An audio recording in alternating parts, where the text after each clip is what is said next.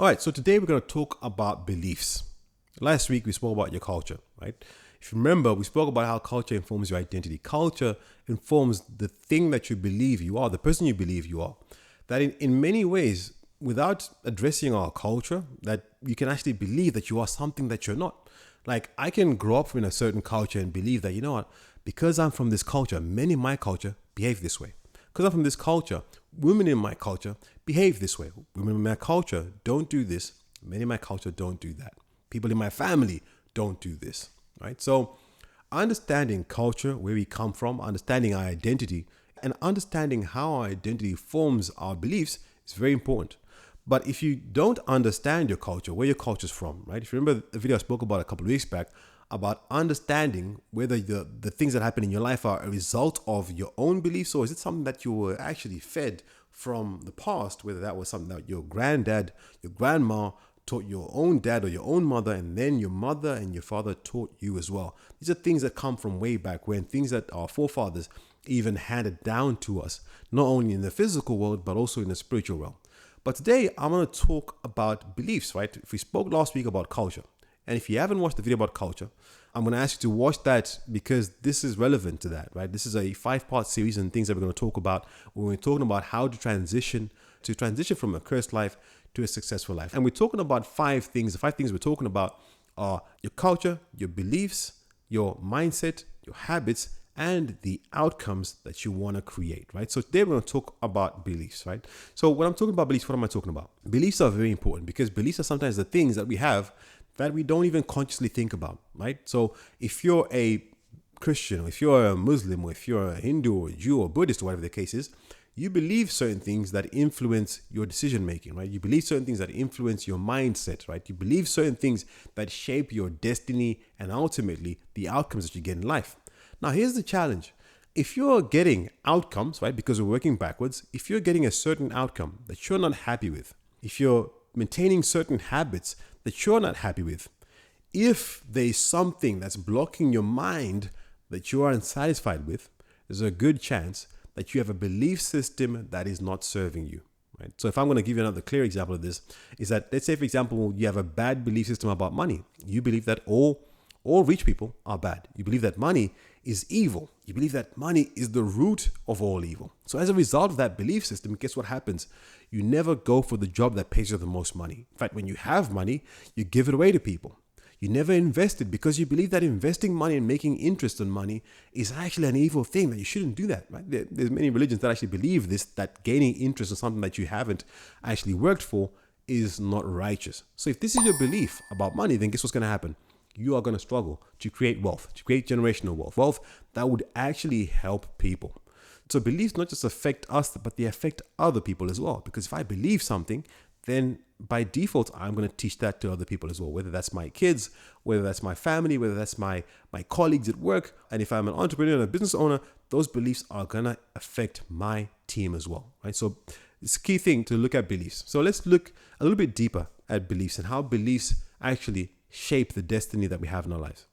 Beliefs can be a good thing or they can be a bad thing. And I'll start off where beliefs are a good thing. You can have a positive belief, and I always talk about aspiration being a good thing, because if you believe, for example, that people in your family are smart, right, then you'll begin to exemplify characteristics of an individual that makes smart decisions. If you believe that your family is successful, then you begin to make decisions that reflect that belief system. Right? And here's the thing that I'd like to call, it's maybe a placebo effect, or it's maybe something that is a self-fulfilling prophecy, that by believing something about yourself, that you actually begin to embody that very same thing. So if you believe that you will never find love, that marriage is just a terrible thing, that no one is truly happy in marriage, guess what will happen? That will become a self-fulfilling prophecy.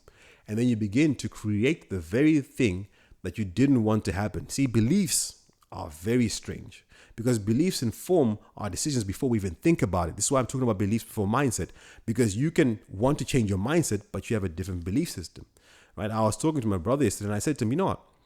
I had to realize one time that maybe the reason why certain things hadn't worked in my life is because I was actually afraid of what it would mean if they worked. Because although my mind said I want this thing to work, the belief that I had was that if this works, I couldn't maintain that thing, or that I would jeopardize it somehow. So because of my belief that I would jeopardize it, I actually didn't allow myself to make that thing work. I actually sabotaged that thing. And so there's many times when people talk about how they sabotage success, because although in their minds, in their mouth, and in everything else that they're saying, I want to be successful. I want to be happy. I want to be married. I want to have a great job and a great family. They say this with their mouth, and they say this with all their thought and their might and their mind. But then there's something in their belief system that says to them, but you'll never be happy. But you'll never marry the person that you truly love. In fact, if you have a business, it will always fail because you're not a business owner. You're not a husband. You are not a wife. It's going to fail. So in order to protect ourselves, we say the thing that we want, but we protect ourselves by sabotaging that thing. That's because we have a limiting belief system. So challenging that limiting belief system is one of the hardest things that you can ever do, because sometimes you're completely blind to it. You don't realize that it's happening, right? And so if you're truly honest with yourself and you truly sit down, this is why, again, I'll always advocate for meditation and prayer, because in meditation and prayer, that's when you can really be honest with yourself and say, you know what, I keep saying to myself that I want to be happy, or that I want to be married, that I want to have a happy family. But I grew up in a family that wasn't happy. I grew up in a family that, my dad wasn't around, or my dad didn't raise the kids very well. My mom wasn't present emotionally. And I don't believe that parents can love their children. So I have this belief system that actually having kids is a bad idea. But the world around me tells me that I should have kids. So that belief system now begins to impact how you behave and the outcomes that you create in your life. So you now have to go through a process now where you say, you know what, instead of me believing that all men and women are bad, instead of me believing that marriage is a bad thing, instead of me believing that actually raising kids is the worst that you can possibly do, let me look at examples of people who are doing things differently. Let me look at examples of people who are happily married. Let me look at examples of people who are wealthy, healthy, and happy. Let me look at that and let me try and model what they're trying to do. And again, it's similar to the issue that I spoke about when it comes to culture, is that sometimes what you need is a role model or a mentor, someone that you can look at and go, they have the life that I want. They have the life that I aspire to. How are they doing it? And then you have to really ask yourself, and ask them if you can, to say, hey, I've noticed that you do this. Why do you do this? And here's what you find, right? People's habits, people's decisions, people's choices, what people do oftentimes in life is informed by their beliefs. And so although you might not see it directly, you might ask someone, hey, you know what? I've noticed that you don't tip. I went out with someone one time who's a very shrewd business person. And we were eating dinner, and it was great. And I remember the bill came, and they gave like a service charge, and they put it right on the bill. And this person went, no, excuse me, I didn't ask you to put a service charge on there. In fact, I didn't want to pay a service charge. So can you please take the service charge off the bill? Made a quite a fuss about this, in fact. And then you could see how awkward the waitress felt. She was like, okay, because most people don't do this, right? Waitress goes back, speaks to the manager, takes the service charge off, and then it was 5 or 7 minutes later, she comes back with the bill without the service charge. And then she kind of says to him, listen, if I want to tip you, I'll tip you for your service. Why is she doing this? Well, she did this because she has a belief system about tipping people. She has a belief system about paying only for the thing that you have actually bought. In other words, I won't pay extra unless if I feel that you deserve extra. And because of this kind of mentality, this shrewd behavior, this shrewd attitude is what made her also successful in business. That she's not just going to give away money because, hey, listen, of course I have it, I can just give it away. But that's not the point. The point is, I must watch where every penny, every dollar is going, and I must make sure that what I pay for is exactly what I've used. And so if I look at the flip side of this, someone else might tip someone, or there might be a service charge included in the bill. They're not really happy with the service, but they just got, I'm not really happy with the service, but they just put it there anyway. So I don't want to make a fuss. I'm just going to pay it. Now, this is a habit. This is a behavior that they've actually gotten, which actually says something that's quite deep about how they make other decisions in their life. So that same person who is not happy about the service, but leaves the service charge and leaves the restaurant saying, I've paid the bill anyway. This is the same person who would probably take bad service in other areas of their lives, who would probably be treated poorly in other areas of their lives and accepted because, I suppose there's no choice. I haven't got any option. I've just got to do that. And I've just got to take what I can get and leave here with as minimal damage as I can possibly have, right? And so that same person might go into their own business and go, you know what? I'm not really using this service, but you know what? They've already charged me for it, so I'm just going to let them take it and then I'll cancel it later on. So you're now paying for something that you're not using.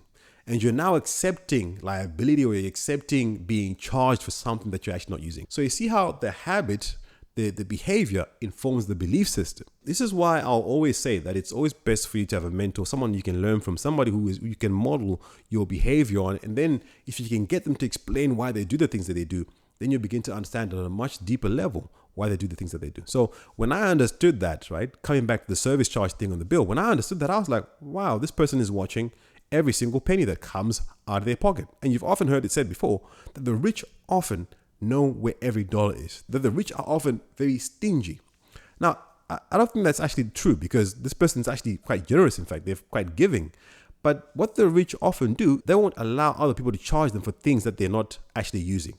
They won't allow other people to charge them for things that they don't value, right? And so what this creates is it creates a mentality where the person who's actually giving them a service makes sure that they give them the service that they deserve, and that the person who's receiving the service, that rich person, for example, is actually getting good value for money. So when I understood this, I was like, oh, okay, wow, this is interesting. I have to change the way that I see money. I have to look at every transaction that happens, and I literally have done this before. I've taken my card and looked at my account and gone, I'm going to look at everything down to the penny and look at what I'm spending. You'll be amazed when you do this, because you can see exactly where you waste money on things that you didn't really receive any value on things that you don't really want, things that you don't even use. And then you're like, holy crap, I've just been wasting a whole lot of money on things that I don't need. And so you can find yourself getting yourself into a deep hole. I mean, a lot of times when people get themselves into debt, it's not because they're just bad with money. It's also because they have a bad belief system about what money is, what money means, and what money is supposed to do. Money is not just a thing that you buy things with. Money is not a thing that you just procure things with. Money is actually a statement. Money is a means of communication. And what money means is that I value what you're giving to me. Money actually communicates to the other person that I value what you're giving to me, and that I'm willing to pay X amount on this thing. This is why most women will say to you, I want a very expensive engagement ring. Because what does that say? It says that I think that you're worth this much. It's not actually about the size or the price of the ring or the look of the ring. It's what it actually says, right? So that's just one example of how your belief system about something influences your mindset and influences your habits, which then leads to the outcome, right? So again, service charge on the bill, but you don't like the service. Why do you accept to pay it? You're telling yourself something. You're actually saying that I will pay, even though I don't see there's any value in this thing, I will still pay because I've got no other option. If you do this here, then you're going to do that in other areas of your life. And that includes areas maybe where there's love. Maybe you're in a relationship with someone and you're not really happy about the things that they're doing, but you know what? You don't believe you deserve any better. So you accept whatever they have to give you, and you're like, oh, well, I suppose I'm lucky that they're even here, right? And if you believe that, then that's what you're going to accept. And that person begins to do more and more things that you're not happy with, and you just kind of go, well, you know what? I suppose if this is all that they can give to me now, this is just what I'll accept, right? I'm not saying that you should always be demanding of people, but what I'm saying is there's an importance in knowing the value, in knowing what you want from a relationship. And once you understand what you want from a relationship, then you can actually clearly define and say, is this fair for me to ask for? If it is fair for me to ask for, then what should I be getting in return for this, right? What should I be accepting as a result of this? Because, hey, if you let this thing go here and you let it kind of carry on, that all of a sudden you have someone in a relationship who's doing something that doesn't please you. And then the next thing you know, there's like 5, 6, 7 things that don't please you. And that point in time, maybe you're married, maybe you have kids, maybe it's 10 years down the line, maybe it's 20 years down the line. And the truth is you saw these things early on, but you just kind of accepted it. Service charge. You accepted it and you just kept it rolling. So if I was you, I would say to you, look at your belief system, right? And if you're struggling with the outcomes that you're trying to get in life and you're not getting them for whatever reason, then you should look at that outcome and go, I'm not getting the outcomes that I want here. You know, I'm not getting the kind of love that I want from this partner. You know, I'm not getting the kind of respect that I want from my colleagues. What habits do I have? What belief systems do I have about them? What belief system do I have about myself? And then how can I begin to change that, right? How can I look at myself and go, I'm going to change this about myself because I don't like that outcome. So again, I want you to follow through with me here. Last week we spoke about culture, right? And the importance of identifying areas in your culture which might not serve you. So if you don't like the outcome, look at the culture, right? If I don't like the outcome in my company and my company is not doing very well and they're not producing the goods, I need to look at the culture in the company and go, what's the culture? Is the company culture a culture that says you don't have to work hard, that you can come in late and clock out early? If that's the culture, then obviously we're not going to hit our targets, right? What's the culture here? Is the culture in my relationship that we don't appreciate things, that we don't say thank you, we don't say good morning, we don't say thanks for simple things, we don't show appreciation for no reason at all? If that's the culture in our relationship, then we're going to get a bad outcome, right? And if we now figure out why it's happening, we figure out the identity of where this is coming from, maybe we can figure out the belief systems that are actually influencing these things. Why are you doing this? What is the belief that is making you behave this way? Because, hey, maybe I'm from a culture where men are the breadwinners. And because that's where I'm from, I believe that a woman's role is in the house. That's a belief system, right? And now if I'm with a partner that doesn't believe that comes from a different culture, then we're going to have a clash, right? So I'm just giving that as an example. That's not exactly what I believe, but I'm just giving you that as an example as to how culture informs our beliefs and how our beliefs create a mindset and how that mindset shapes our decisions, our behaviors, our habits, and that leads to an outcome. So if you are enjoying this and you want to learn more about how to transform and transition your life from a place of getting the wrong outcomes, from being cursed to being blessed, right? Then I want you to subscribe and stick around for the next video that we're going to talk about next week. And this week we're going to be talking about the real practical ways in which we can change our mindset to actually direct us in our path forward to get into exactly where we need to go. So I hope you like this video. And if you did, then do like, share, and subscribe with someone that you think would actually benefit from it. If I challenge your beliefs in any way, then do leave me a comment and let me know how. And if you want to see someone succeed and thrive, then do share this video with them as well, right? So I look forward to seeing you again next week. We'll be on chapter 3 of this 5-part series, and we'll be talking about changing your mindset. All right. Thanks again for your time. Love you as always. Bye-bye.